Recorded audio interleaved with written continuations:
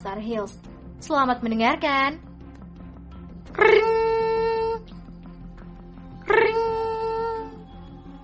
Suara telepon itu membuat Jerry yang sedang berbicara bincang-bincang dengan Tengku Mahmud, Tigor, dan yang lainnya terpaksa meminta maaf kepada Tengku Mahmud untuk segera menjawab panggilan telepon terseluler tersebut. Setelah dibalas dengan anggukan oleh Tengku Mahmud, Jerry pun akhirnya menjawab panggilan tersebut. "Halo, Tuan Barry," kata Jerry sambil menunggu apa laporan yang akan disampaikan oleh bawahannya itu. "Tuan Besar, perintah dari Anda untuk menginvestasikan sejumlah uang di Garden Company telah selesai. Dan kini antara Future of Company dengan Garden Company itu telah terjalin kesepakatan bersama." Terdengar satu suara di seberang sana memberikan laporan. "Bagus, Tuan Barry. Terus pantau keadaan di Garden Hills. Bila perlu, langsung perintahkan orang-orang kita untuk berangkat ke kota itu," kata Jerry memberi perintah. "Segera saya lakukan, Tuan Besar. Hanya saja, kita di sini juga harus menunggu Anda kembali ke Star Hills. Setelah itu barulah Ryan kita kirim ke Garden Hill untuk mengepalai proyek di sana," kata Tuan Barry. Benar, Tuan Barry. Oh ya, kami sore ini akan bergerak pulang ke Star Hills. Kami juga tidak ingin terlalu lama berada di sini. Ini bisa menarik terlalu banyak perhatian. Anda bisa menunggu saya besok pagi di Mountain Lotus," kata Jerry. "Baik, Tuan Besar," kata Tuan Barry. "Tuan Barry, pantau juga pergerakan orang-orang dari Arab Holding Company itu. Aku tidak masalah soal uang. Jika 350 juta itu kurang, Anda bisa menambahkan lagi untuk proyek-proyek lainnya. Bagiku, Garden Company itu adalah pintu masuk yang harus dikawal terus." "Saya mengerti, Tuan Besar. Oh ya, kapan Tuan Muda akan kembali? Jika dia akan kembali dalam beberapa bulan ini bagus. Karena saat ini, villa di Garden Hill sedang dalam tahap renovasi," kata Tuan Barry. "Aku tidak tahu kapan dia akan kembali. Dia sepertinya sangat betah di sini. Kemungkinan dia tidak akan kembali dalam waktu dekat ini," kata Jerry menjawab pertanyaan dari Tuan Barry. "Baiklah, Tuan Besar. Saya harus melanjutkan pekerjaan yang tertunda. Anda sibuk dulu. Saya akhiri dulu panggilan ini," kata Tuan Barry lalu mengakhiri panggilan. "Maaf, Kakek Tengku," kata Jerry setelah panggilan tadi berakhir. "Hehe, tidak apa-apa. Oh ya, apakah kau jadi pulang sore ini?" tanya Tengku Mahmud. "Jadi, Kek, apakah Joe ingin ikut?" tanya Tengku Mahmud lalu melanjutkan. "Sebenarnya, sudah tidak ada lagi yang perlu dia pelajari di sini. Semuanya sudah dia kuasai. Bahkan, aku pun sudah tidak bisa lagi menandingi anak jin itu. Dia boleh kembali kapan saja, Kek. Lagi pula, pendaftaran kuliah belum dibuka. Biarkan saja dia di sini dulu. Oh ya, Kek, apakah aku boleh memberikan hadiah kepada Anda?" tanya Jerry. "Hahaha, hadiah apa? Jangan berikan aku apa-apa. Aku tidak membutuhkan apapun," kata Tengku Mahmud membuat Jerry mengurungkan niatnya untuk memberikan sejumlah uang untuk lelaki tua itu. "Maaf, Paman Tengku. Sebenarnya, apa yang dipelajari oleh Joe ini? Aku melihat dia sepertinya tidak pernah serius terhadap apapun itu. Lihat saja tingkahnya itu. Enak saja dia bercanda sambil guling-guling di pasir," kata Draco sambil menunjuk ke arah Joe dan sahabat-sahabatnya sedang bercanda di pinggir pantai. "Itulah kelebihan anak itu. Jangan dikira dia tidak berisi. Hanya saja, dia menyembunyikan kelebihannya dengan tingkah gilanya itu. Kau tentu bisa berkaca seperti apa dirimu, seperti apa tingkah menantumu ini. Jadi, kau jangan heran dengan sifat cucumu itu," kata Tengku Mahmud membuat Draco dan Jerry tersedak karena tertawa. "Jika kakeknya jin, ayahnya jin, anaknya jadi apa?" tanya Tengku Mahmud lagi. "Ifrit," jawab Draco sambil memegangi perutnya. "Kau tahu jawabannya? Itu belum lagi seperti apa sifat Malik, seperti apa aku ini. Jadi jangan heran. Untung saja otak anak itu tidak benar-benar sengat.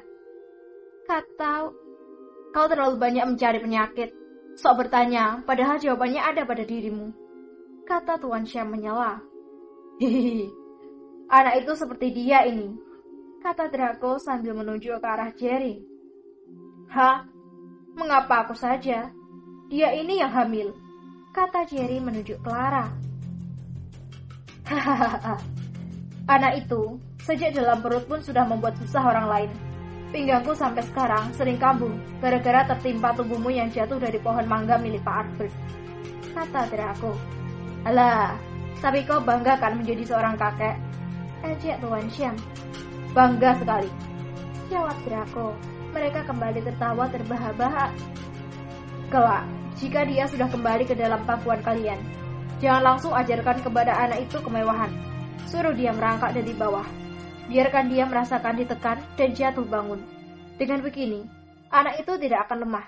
Bila perlu, suruh dia menjadi kuli sekalian, agar dia bisa merasakan kepedihan dan mendengar jeritan orang-orang kecil di sekitarnya, kata Tengku Mahmud berpesan. Sangat masuk akal. Ambil saja contoh mendiang anak tiriku itu, si Hidden. Karena terlalu dimanjakan, dia menjadi orang yang tidak peka dan selalu ingin menang sendiri, kata Ivan pula. Semua pesan dari kakek Tengku akan saya pikirkan nanti setelah tiba di Star Hill, kata Jerry. Mereka kini berhenti berbicara ketika Namora datang dengan keadaan compang-camping dan wajah yang merah padam. Hei Namora, ada apa denganmu? Tanya Tigor heran melihat Namora yang tidak biasanya seperti orang yang tertekan itu. Tidak apa-apa ayah, jawab Namora. Tak lama setelah Namora tiba, rombongan Joe pun juga tiba di depan rumah Tengku Mahmud itu sambil tertawa hahaha. Kok apakan Namora Joe? Tanya Jerry kepada putranya itu. Bukan aku ayah, tapi Senita, jawab Joe sambil duduk di samping Tengku Mahmud. Kau apakan Namora itu Senita? Tanya Ivan kepada putrinya. Hehehe, dia terlalu menggemaskan. Masa iya hanya tersentuh sedikit saja tangannya, dia langsung merajuk, jawab Senita. Maafkan anakku itu Nona Senita, dia tidak pernah bergaul dengan wanita, makanya dia jadi seperti itu, kata Tigor. Ayah, aku meminta kepada kakak Joe agar mengajak Namora untuk kuliah di Metro City atau Star Hills. Bagaimana? Tanya Senita. Kau yakin ingin dekat dengan Namora atau tidak ingin lagi dengan kakak Joe-mu? Tanya Ivan menggoda putrinya itu. Ah, jangan tanya tentang itu ayah.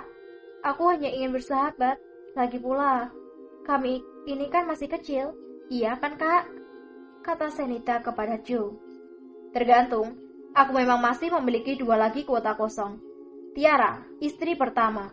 Lestari, istri kedua. Lalu, masih ada 2 slot lagi, kalau kau mau, kata Joe membuat Tengku Mahmud langsung menyambar telinga anak itu. Memang dasar jin ibrit. Jin sungguhan pun tidak seperti kau ini. Masih kecil sudah gatal, kata Tengku Mahmud sambil menjewer telinga Joe. Ampun kek, aku hanya bercanda. Ampun, tobat kek, kata Joe sambil meringis kesakitan. Kau ini memang tidak pernah serius.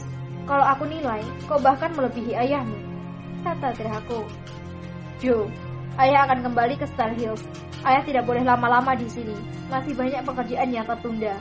Kelak, jika semuanya sudah selesai di sini, kau segera kembali. Kau masih harus kuliah dan memulai menjalankan peranmu sebagai ahli warisku. Apa kau mengerti? Tanya Jerry. Iya ayah. Ayah pulanglah terlebih dahulu. Aku masih akan menyelesaikan beberapa yang belum selesai di sini. Masih ada perpisahan di sekolah. Jika sudah, aku akan segera pulang, jawab Joe. Baiklah, ingat Joe, jangan terlalu santai dan membuang waktumu dengan tingkah kekanak-kanakanmu itu. Tugas besar menunggumu. Joe mengerti ayah. Baiklah, sudah hampir senja. Kami berangkat dulu, kata Jerry. Setelah berbasa-basi dan saling berpelukan dengan Tengku Mahmud dan Tigor, akhirnya rombongan Jerry pun berangkat meninggalkan Kuala Nipah sambil diiringi oleh tatapan sedih dari Joe. Halo para pendengar,